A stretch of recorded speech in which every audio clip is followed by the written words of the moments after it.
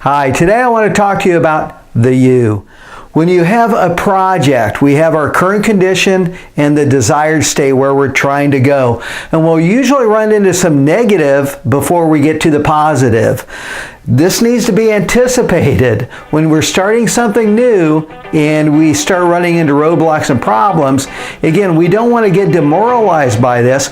We want to anticipate it and do what we can to minimize it.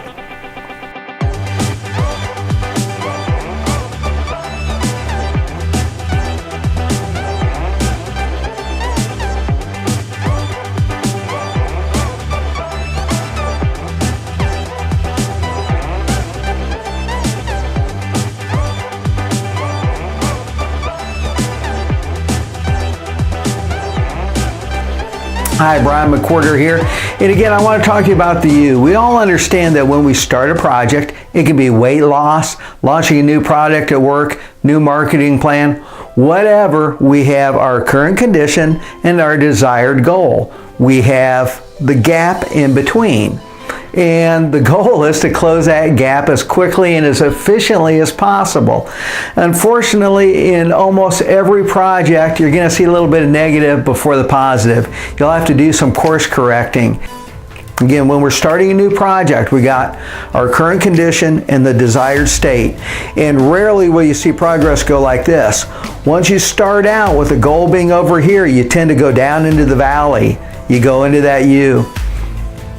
Again, this is where you're starting out the new project, you're course correcting, and in almost any project you're going to have that. The goal is to minimize how far into that valley you go, and there's some great tools to help us to do this.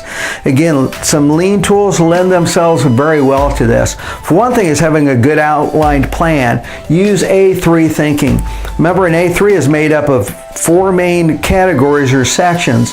You have clearly stated your current condition along with maybe the burning platform issue or main problem that you're dealing with. You know, the reason why it's so important to get moving to that desired state. So you have your current condition and main problem statement in one section. Section number 2 is the goal and why it's important to get there, and be very clear on what that goal is. Third section is the plan. Here's a plan outline that we're going to follow to go from A to B, to go from the current condition to that desired state. And then that fourth section are the KPIs you're going to look at. What are the markers that are going to let you know that you're going the right direction? You know, the ones that are going to indicate how far down into that valley you're going before you start going up the right direction. Okay, so now with the A3 in place, so you understand the current condition, the goal, what the plan is, and the markers, what you're going to watch to let you know you're going the right way. Then we want to create good feedback loops. You want glass wall management. Glass wall management means you want to make everything as visual as possible. You never want to go the wrong direction for very long without everyone realizing you're going the wrong direction. If we all anticipate it and we have a plan in place and we're tweaking it, then that's one thing. But if we travel for hours, days, or weeks the wrong way, going down into that U before course correcting, not good. We want to be able to anticipate and change direction quickly.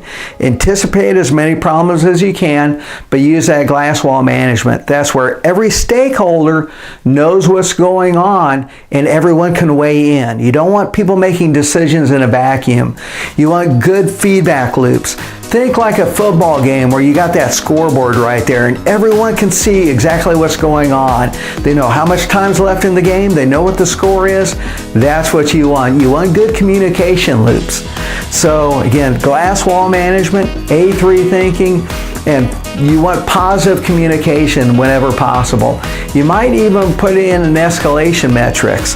What that is when problems start to arise and you start to go down, you might have triggers like someone pulling that andon cord in the Toyota factory, where at a certain point, be it excessive downtime, shrinkage like in a factory, or not getting the results you want with marketing or time spent with something, that you're going to stop and we're going to, if nothing else, discuss and decide what is a great path to go down. Again, you don't want to make decisions in a vacuum. You don't want all the monkeys on someone's shoulder.